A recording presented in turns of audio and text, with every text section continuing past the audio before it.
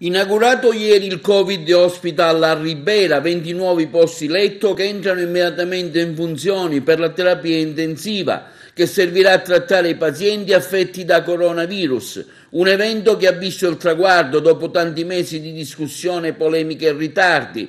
Un intervento critico è stato sottolineato anche dal commissario Zappia, che ha aperto il centro. Zappia si è tolto anche qualche sassolino dalla scarpa. Sulle cause dei ritardi abbiamo dovuto fare tutto ex novo, in una struttura in cui eroicamente, ha detto il commissario, i medici lavoravano come essere in una caserma. Una serie di stanze in cui erano ricoverate delle persone viste dai medici, lavori all'avanguardia abbiamo fatto, che costituivano la base di un ospedale che prima non c'era e ora c'è. Posso dire che sono contento per quello che si è fatto in questa cittadina e quindi all'interno dell'ASP. Io immagino che voi tutte mi diciate di sì, perché anche se qualcuno mi dicesse di no io lo sarei lo stesso. Perché nell'arco del minor tempo possibile siamo riusciti a fare una cosa bella e a fare una cosa importante, che è quella di dotare la nostra provincia, in particolare Ribera, dell'ospedale. Continuo a insistere su qualcosa di cui sono convinto, ma non per opinioni, perché per il mestiere che faccio io, voi sapete, adesso ci crede tutta la popolazione che io mi muovo tutte le settimane, che vengo tutte le settimane a Sciacca, a Ribera, Canicattili, Cata e altri distretti. Facendo questi sopralluoghi mi sono reso conto che qui l'ospedale non c'era. C'era una caserma, una serie di stanze, nella quale erano ricoverate delle persone incolpevoli di quello che stavano subendo, no?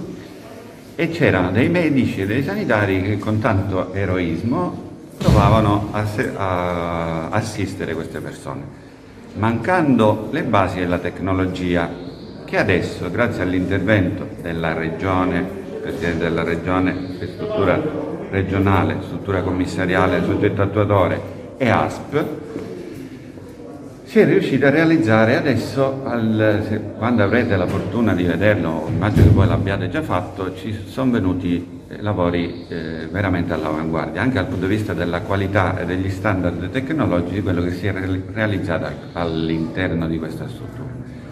Questo però, vorrei che fosse chiaro, non è la parte finale del nostro lavoro, questa era la parte di base, perché noi non avevamo un ospedale, adesso c'è.